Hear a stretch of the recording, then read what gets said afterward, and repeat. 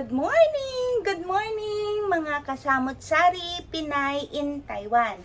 Ito po, andito na naman po ako sa aking kitchen. Okay po, so ang ating content for today, ang kinamatisang baboy na pinatuyo. Okay po, medyo aanghangan ko po ng konti kasi pampagana po rin yung maanghang. Pero kayang-kaya ng mga bata, hindi naman yung masyadong maanghang. Yung may konting sundot lang po, okay? So, kamusta na po kayo mga ka-brothers, ka-sisters? Good morning to all. Nakapag-exercise na po ba kayo? Well, ako po, agahan ko po ngayon ang aking vlog dahil meron pa po akong work for today. Okay po, so, tikman natin yung kinamatisang baboy, okay po, na pinatuyo. Malamang, ubos na naman po ang sinaing ninyo for this lunch or for this dinner. Okay po? So, samahan niyo po akong magluto. Okay po, maraming salamat po sa mga nakapag-subscribe na nga po pala. At sana po sa mga hindi pa po nakakapag-subscribe, please, paki-subscribe po ang aking channel na Samot-Sari Pinay in Taiwan. So, for the meantime, dahil po ako po is may pasok, so puro pagluluto po ang ating gagawin. Then po, pag ako naman po is siguro may day off, ipapasyal ko po kayo dito sa maraming pasyalan dito sa Taiwan. Okay po? So, for the meantime, magluto po tayo ng kinamatisang baboy na pinatuyo. Okay po? So, abangan nyo po at samahan nyo po ako. Ito po ang ating mga ingredients. Meron po akong baboy na liempo dito, ang sibuyas, ang bawang, ang kamatis, oyster sauce, toyo. Siyempre po, hindi mawawala ang sili at saka asin at paminta. So, i-prepare ko na po. Next po is ang ating kamatis.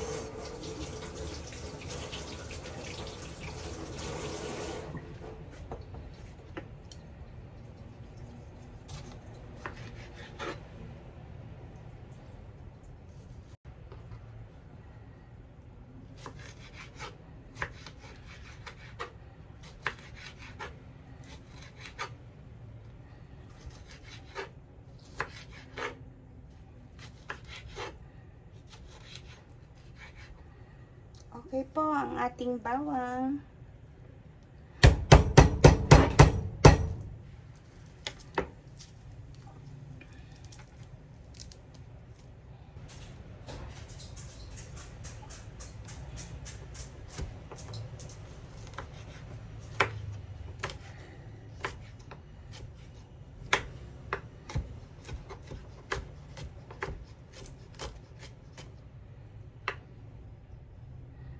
At ang ating sibuyas.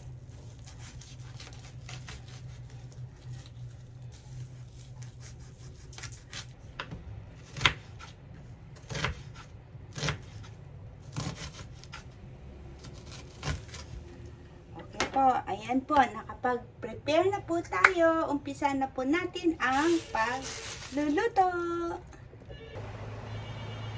Magpainit po tayo ng kawali para sa mantika.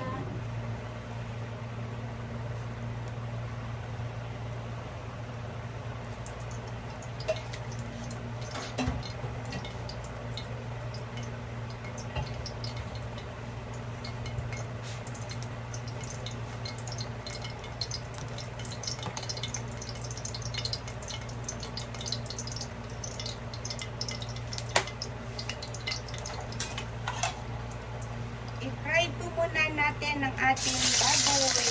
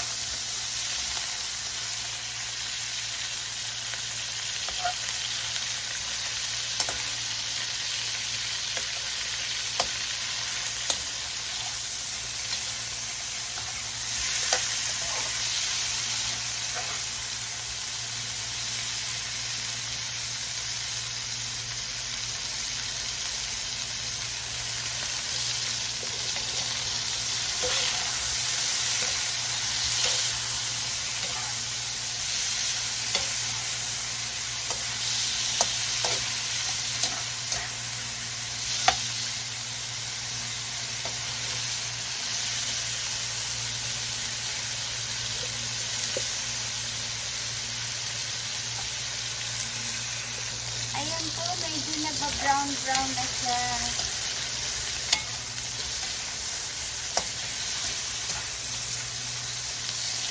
So, sabaynaan po natin ang apoy. Then, hangulin muna natin ang baboy.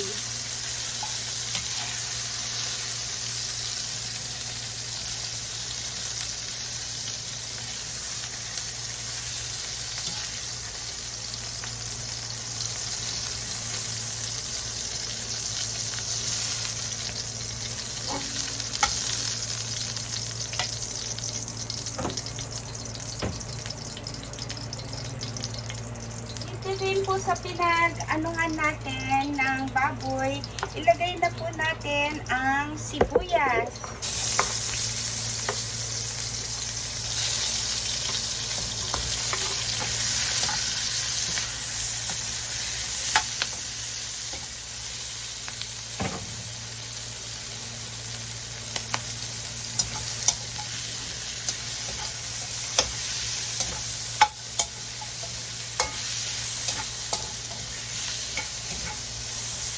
Haluin lang po natin for 20 seconds lang po.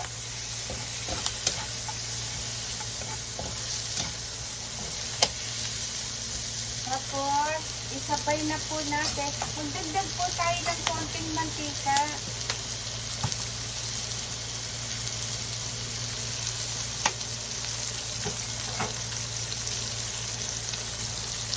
Then, sabay na po natin ang bawang.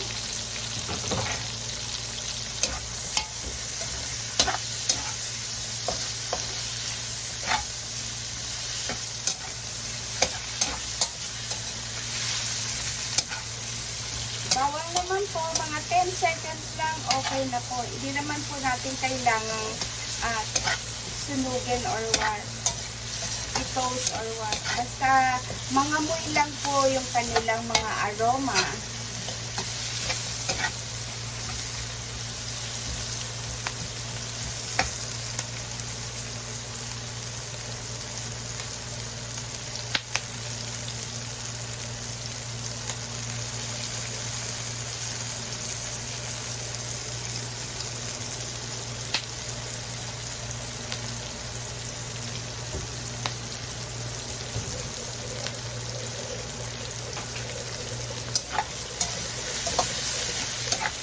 Sunod na po natin ang ating kamatis. Ayan po, medyo luto na yung kamatis. Pwede na po natin isama yung kanilang naiprito nating baboy.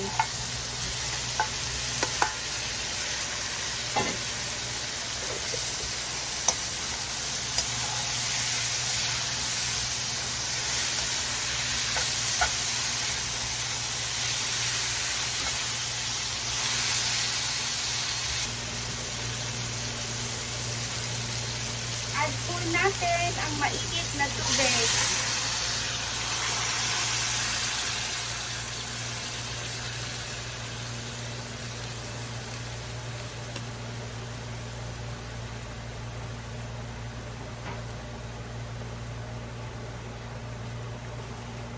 Lagyan po natin siya ng asin.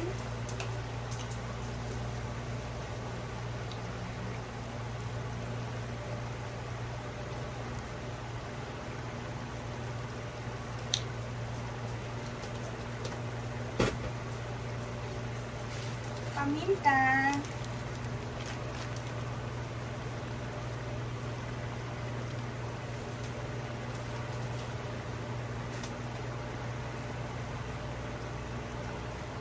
Pakuluan po natin siya hanggang sa lumambot yung kanyang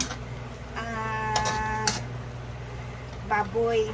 Actually, hindi po ako nag-bebetchin dito sa Taiwan. So, ang nilalagay ko po is sugar.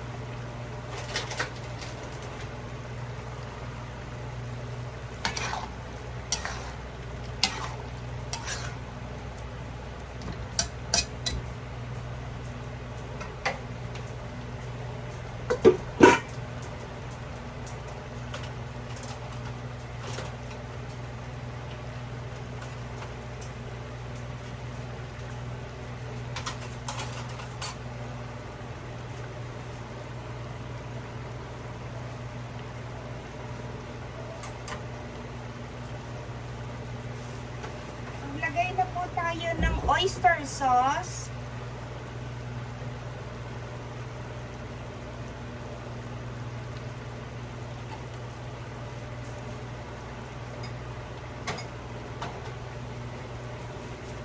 At saka konting toyo.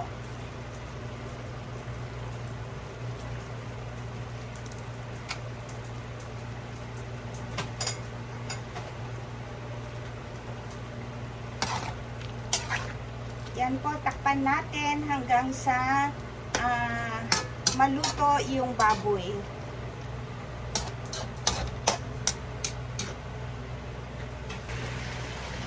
Hi mga ka-brothers, ka-sisters, ended na po siya. Medyo tuyo-tuyo na po.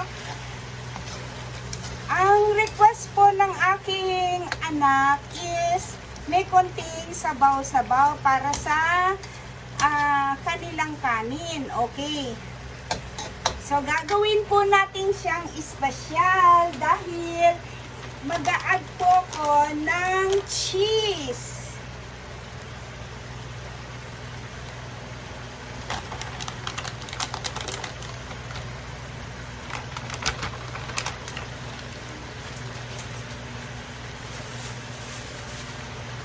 Yung cheese po, actually, maano na po siya, masarap na po yung sabaw at malapot na po. So, yung cheese is magpapasarap pa po sa sabaw. Halos wala na nga pong sabaw, tuyo na. Okay, eksakto lang po para sa kanin ng mga bata. Okay, guys? Yung cheese naman po, nagpapalasa din po sa kanya. Okay po, tapos na po tayo. Okay guys, it's time for tikiman na. Tikman po natin yung sabaw at yung kanyang karne.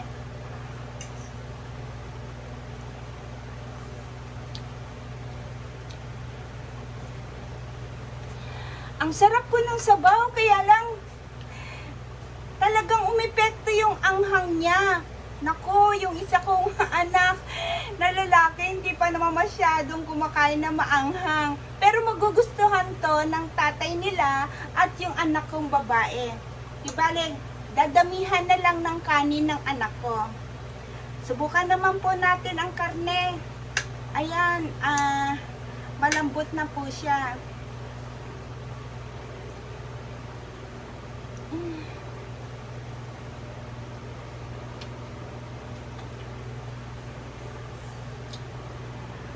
Tamang-tama po talaga ang kanyang lasa. Ang sarap! Lalo na pag hinaluan mo ng kanin. Oh my God! Mga ka-sisters, paano po tayo makakapag-diet?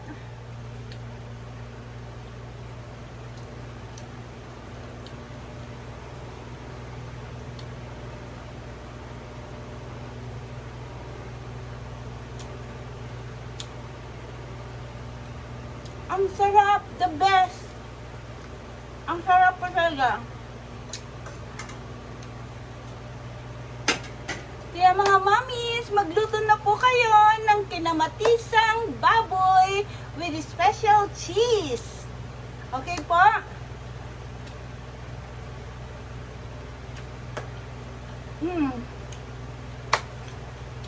Okay, maraming salamat po sa panonood ng Samut Sari Pinay in Taiwan.